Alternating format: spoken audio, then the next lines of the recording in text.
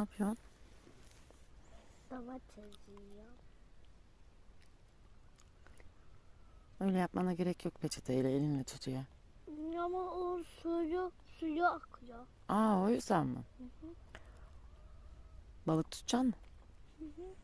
Kaç tane? 7. Bana baksana ya. 7 tane mi? Tamam.